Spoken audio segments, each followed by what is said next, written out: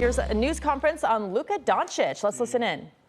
And Anthony Davis for their incredible service here. There's no player that played as big a role to our 17th championship than Anthony Davis, who's also a person of incredibly high character. So those three guys are Lakers for life, and just want to thank them before we start. Nope. So in thinking about today and what it means, I think Luka Dončić joining forces with the Los Angeles Lakers is a seismic event in NBA history. And the reason I say that is because we have a 25-year-old global superstar that's going to get on the stage of the most popular and influential basketball brand on the globe. And I think when those two powerful forces come together, it brings basketball joy to the world, because that's how Luka plays. He plays with joy. And if you think about kids in Barcelona or kids in Buenos Aires or children in Shanghai or Sydney, they're going to be wearing a number 77 Luka Dončić Lakers jersey and bringing joy to basketball just like he does. And that's why it's powerful. I think the leadership of Adam Silver and the way he's bringing the game to the world, you see it in Europe, you see it in Africa, what the NBA is doing. And now we have one of the game's biggest superstars, an international player, coming to join the Los Angeles Lakers. It's a convergence of all those forces, and I think it's going to be something incredibly special that the NBA and basketball has never seen before. So to get to this place, there's a couple people I want to thank. First and foremost is Jeannie Buss. She's so supportive. I think her vision, which falls in line with the great and late Dr. Buss, to always make sure the brightest and best basketball superstars play for the Los Angeles Lakers. She's clearly carried that vision on from her dad, and I just want to thank her for her tremendous support and vision in helping this day become a reality. The second person I want to thank is anytime there's a trade or a transaction, there has to be a partner. And I want to thank the Dallas Mavericks, led by their GM, Nico Harrison, who was also very instrumental in bringing this opportunity to us and then staying true to the negotiations throughout, where it could be culminated with the trade being finalized and Luka Dončić, Maxi Kleber, and Markieff Morris becoming members of our team. So wanted to thank those two people. And now we'll start with questions. Hey, Luka, there's the video the Lakers put out the other day of you noticed somebody was talking to you in Slovenian during a game in 2019. It's Kobe, and you turn around, you have the moment with him after the game. And just think, how do you go from that to then now joining the Lakers with LeBron James and just thinking of the legacies of those two players and you having the chance to be the next one? Well, first of all, I remember the exact moment that happened. It will always stay, in my mind. It was an amazing moment. Just for Kobe to know my name was amazing for me. And, I just wish Kobe and Gigi were here to see this moment. And, I'm excited about this new journey and happy to be here.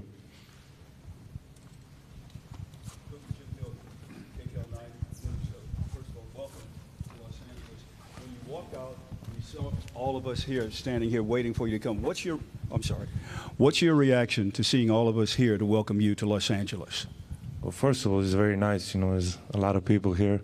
I don't think there's ever been so many people in my press conference, so I really appreciate all the support. Luka, welcome to Los Angeles. I'm curious, what's your reaction been the last 48 hours to some of the comments coming from Dallas on your way out the door to join the Lakers? I'm just excited, to be here to start this new journey, and obviously, at some point I knew this was going to happen, but I would say I always take the high road. You know, I had my amazing moments in Dallas with all my teammates, coaches, and most importantly, the fans. You know, they always supported me, and it was an amazing journey. Hey, Luka, Dan Wicke with the LA Times. Welcome to LA. You, in a podcast with JJ years ago, said that the one NBA player that you watched was LeBron James. What is your kind of reaction to being able to now play with him, and how do you think that's going to work for the two of you guys on the court? It's just like a dream come true, you know. I always look up to him. There's so many things I can learn from him, and I'm just excited, you know, just to learn everything, and now I get to play with him. So it's an amazing feeling.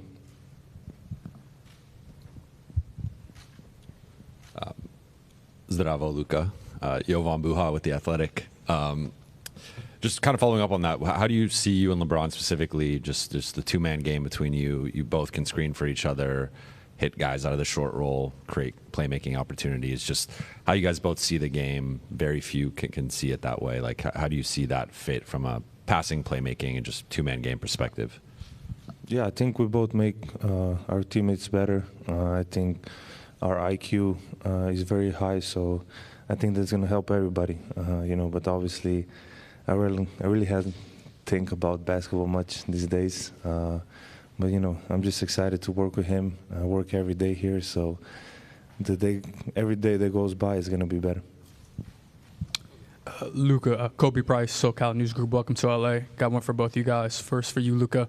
I think you even wrote in a social media post that you thought that Dallas is going to be a place that you're looking forward to win championships, staying for your career. Emotionally, what have the past 48 to, I guess, 60 hours been for you in coming to LA? Well, it was hard first. That first day was really hard. I felt like this last 48 hours was 1 month. Like 2 days ago was 1 month ago. So emotionally it was really hard. But every day that like today was much better. You know, I'm just very happy to be here for this opportunity. It's the Lakers. It's one of the best clubs in history, so I'm excited to be here. And for Rob, Nico was speaking with reporters, I believe, on Sunday after the trade. He praised you specifically for, keeping the negotiations between you two up until, I imagine, the final moments. At what point did you, introduce this trade idea to Jeannie, and what was her initial reaction when you told her about it? Yeah, so this all started with the coffee in Dallas where Nico approached us with the concept, and because there was a partnership and a history of travel in the world between Nico and myself working around Kobe Bryant, there was a fabric of trust in the discussions. And these type of deals are incredibly intricate and complicated. And along the way, we knew there would be 248 insurmountable snags to get to the end, and there were. And so over the course of 3 weeks, call it, an issue would come up, and we'd think there was no way to climb the mountain, and we'd figure out a way. Then the next issue would come up, and you just keep going, and you stay committed to the work. You stay committed to trying to get the deal done in a partnership sense. I think a lot of people talk about negotiations in terms of who won and who lost. I try to approach a negotiation in the sense of how do we build a partnership where we can get to the end? And I think that was the lens that we worked and the premise we worked under.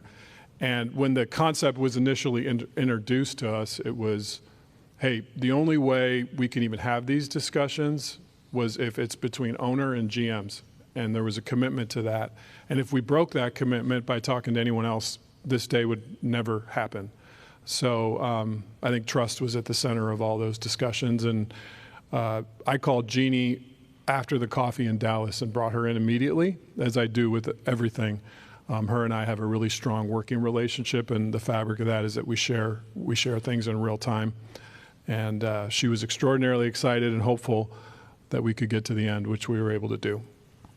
Hey, Luka and Rob, Melissa Rowland, Fox Sports, over here. I have a question for both of you guys. Obviously, from the league's biggest superstars to fans, people were shocked that the Mavericks were willing to deal a 25-year-old superstar in his prime who has another 10 years at least ahead of him. What was both of your guys', I guess, Rob, what was your level of shock that this was even on the table? And Luka, what was your level of shock that the Mavs were willing to deal you? I try to take everything in stride. I think, you know, it's interesting if all of us watch Luka play. He has a combination of basketball joy and killer instinct, which is really rare. That was number 8, number 24. And I think learning lessons from that mentality are to stay in the moment. And so I don't think of it in terms of shock, surprise. I think of it in, okay, this is coming at me. It's like a game. You know, maybe a blitz is coming at Luka. He's not going to be shocked. He's going to stay in the moment, figure out the read, and make the play. And so when the opportunity came to me, that was sort of my mindset, is to, okay, this is coming. This is a concept that came to me. Now, how do I process this mentally to get the deal completed? And right away, when it was brought up at the coffee, my mind started churning. There were so many complicated things. We have the Mavericks are hard capped at the first apron. You know, the Lakers are up against the second apron. There's trade kickers. There's going to be a third team that's going to have. So my gears were turning about the deal the same way his basketball mind is processing a play. And so I just tried to live in the moment, and I tried to carry that with me for 3 or 4 weeks as this was unfolding. And by staying in the moment, I think it helped us get to the end. I mean, everybody was surprised, so you can imagine how surprised I was. I was almost asleep, so when I got a call, I had to check it was April 1st. I didn't really believe it at first, and it was a bit shock. It was hard moments for me. It was home, so it was really hard moments for me, especially the first day. But as I said, you know, I get to play in the greatest club in the world, and I'm excited for this new journey. Luka, over here on your left, Malika Andrews with ESPN. It's good to see you. Welcome to LA. You've been a fan of LeBron. You've talked about it for a long time, but he's also been a fan of you. He's tried to work with you at various different times in the past, whether it be shoe deals or other things. I'm curious, what message did he reach out to you with? Was it a text? Was it a call? What was that? And how did that fuel the way that you think about coming to LA as well? Yeah, he called me right away. He was in New York, so he called me right away. And we didn't talk much because, you know, he said, I understand what you're feeling. But that was really nice of him just to call me right away and welcome me to LA. Hey, Luka. We've heard from so many other players across the league, Anthony Edwards, Steph Curry, Giannis, talking about their shock at this and also what it means for how teams feel about players and how no one's really safe, quote unquote, to use Steph's words. What have players said to you, and what has it meant to you to have them speak out the way they have? I saw some comments. I wasn't really trying to be on social media these days, but I saw some comments, and it really means a lot. You know, we are rivals, and they speak about me that nicely, so it really means a lot to me, and sure. Oh, directly, I haven't talked to a lot of people, really. Hey, Luka, Nikki K with Spectrum News right here. So emotionally, you go from thinking you're going to spend your career with one fan base, and now you arrive in a new city. First of all, impressions of Los Angeles and its fans from afar, and what does this opportunity to have another love story with LA goes? Yeah, I would say, like you said, I thought I was going to spend my whole career there. Because I think loyalty is a big word for me, and I was trying to stay by that. But this for me is a fresh start. I get to play in LA. The fans are amazing, and I got the ocean here, so it's a really big thing for me. But really, I'm really excited to be here. I getting to play for the Lakers, and everybody can say that, and many legends surpass here many championships. So that's my goal. Luka, Brad Townsend, Dallas Morning News. So you wrote a Dear Dallas letter to fans. It was, very heartfelt, and you talked a little bit about, your shock. How are your feelings toward the upper levels of the organization, Nico in particular, or the decision to trade you? Well, that's their decision, so I have no comment on that. They made the decision. I don't know why. But that's their decision, so I can't do nothing about it. And then one of the reasons that was given was that there was concern that, beyond this summer, or that there's a chance you might not agree to the Supermax extension. Did you or anyone on your inner circle indicate that that might be the case? Absolutely not. It's easy as Luka, over here, Bill Plaschke, LA Times.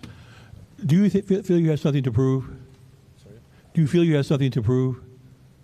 Sorry. Do you think you have something to prove? Oh, okay. Sorry. Yeah. Obviously, yeah. Yeah. That's it. Win the championship. You don't come here for nothing else than championship. So I have everything left to prove. So, and the goal is to win the championship. Hi, Luka, good to see you. Mark Medina with Athlon Sports and Sportskeeda. How do you address the criticism that's followed you on your way out about concerns about conditioning and durability? It's a motive. I know it's not true. I know, but it's a motive. Like I say, I came here, one of the biggest clubs in history of sports, so it's a big motive for a long run here. I'll just add to that one, Mark. I think greatness is an evolution in a process.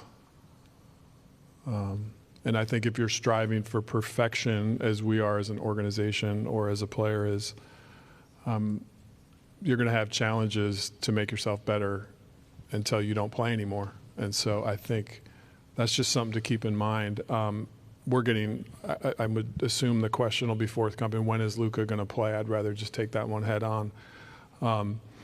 Our sports performance department is led by Dr. Leroy Sims. Luka's got trusted sports performance folks that are going to become part of our family and Dr. Sims' circle. And they're working together as we speak about a return to play plan. We have 5-on-5 scheduled tomorrow for Luka, and we're going to take it one day at a time just to make sure that the calf injury is in a good and safe place. So I would truly say at this point he's day to day. We're going to take it one step at a time. But if all those days go well and Luka feels good and confident, he'll be in a game soon. But we're going to partner with him. And I should mention, too, his amazing team who's now part of our family, led by Laura Beth and Bill Duffy and the rest of the folks that are here today. When we make decisions around superstar players, and we partner and collaborate with them, and that'll be our process with Laura Beth and Duff, who are incredible at what they do.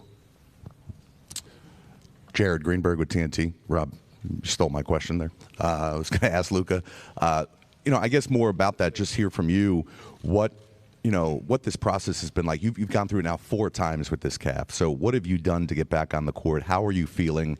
And how confident are you in that this won't be a reoccurring injury? Well, for the first time, I took my time. Get it to heal 100%. Other times I think I just wanted to go back on court playing basketball and not really be healthy 100%. So this time I just took my time, which was normal amount of time to get back to 100%. Luka, David Pingalore, KTLA. Over the last couple of days, I talked about your conditioning, but maybe your lack of defense. What is your commitment to being a better defender? Yeah, I think this year I really stepped it up honestly, and it's just being more active, more vocal, and I think I did a step ahead this year, but I need to do more steps ahead. So that's what I'm planning on. Hey, Rob, just obviously make a blockbuster move like this. What is your balance of thinking long-term with 25-year-old and then also just the short-term, knowing that the deadline's coming up on Thursday, just balancing the long-term vision with the short-term? We know that our roster has continued work to do to become complete. And just to be clear around the vision for our roster, we're going to build a roster that fits J.J. Redick's philosophy, his basketball philosophy. That's something that we believe in, that we support, that we want to lean into. So in terms of roster decisions, J.J. and I collaborate extensively around that and fitting how he wants to play. We know we have a need for a big. The market for bigs right now, leading into the last 2 or 3 days of the trade deadline, is very dry. There's just not a lot available. So maybe we'll be able to do some stuff around the margins. I would say in terms of a big move for that position, it's probably more realistic that that would be something that comes in the offseason. But Luka will be at the center of that as we build for the long term.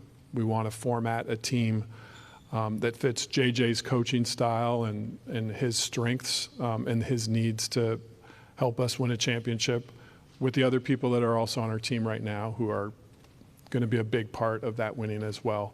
But your question was about long term, so I'm speaking more to long term.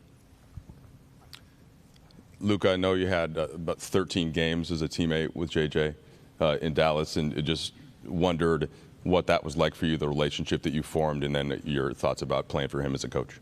Yeah, I mean, first of all, he couldn't move at all, so it wasn't good. No, but it was a great relationship. I really respect him. You don't see me go on podcast. I went on his podcast twice, so you know how much respect I have for him. So I'm really excited that I can play for him. Rob, good to see you. Along the same lines with the trade deadline and all of that, the window for Luka, 25 years old, coming off a finals appearance last year. LeBron, 22nd season, 40 years old. Like, what's the urgency level to have this team in the immediate future reach championship contender status? And whether that immediate future is between now and Thursday or the offseason going into next year, just kind of what is the view in terms of the timeline to get this team to be able to contend? The urgency is ever present.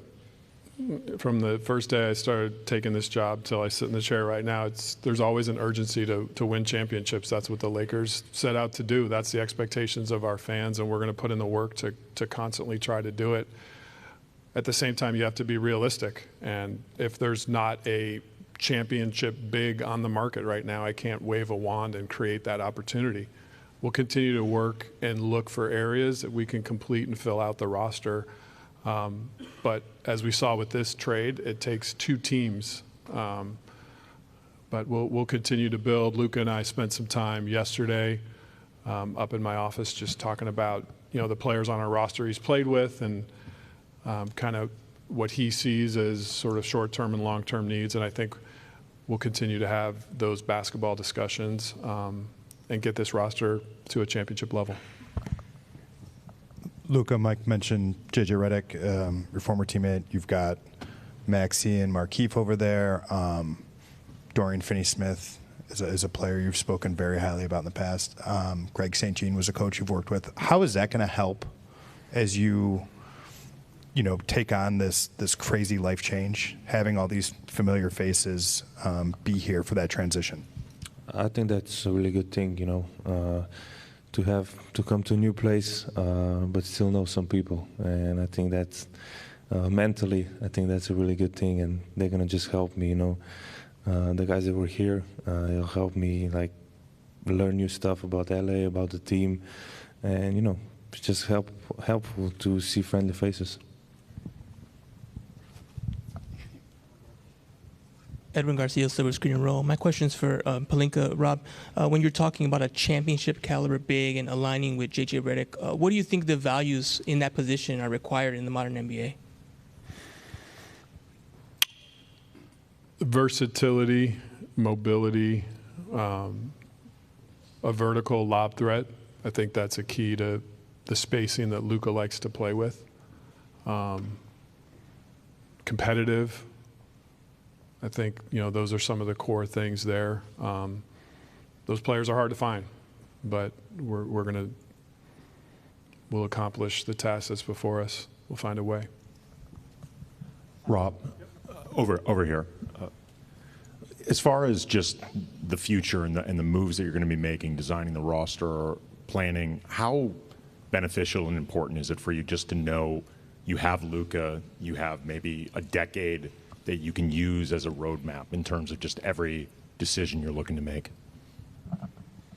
It's a gift. We're talking about a 25-year-old that is top 3 player in the universe. I can't think of a more amazing starting point to build a roster for the next decade. And I know he has the drive to win that we have here. Our fans are going to see that every night on the court. I know up here he might seem calm and casual and quiet, but we know the alter ego comes out, and we'll see it at crypto.com soon, and I can't wait for it. Thanks, everyone.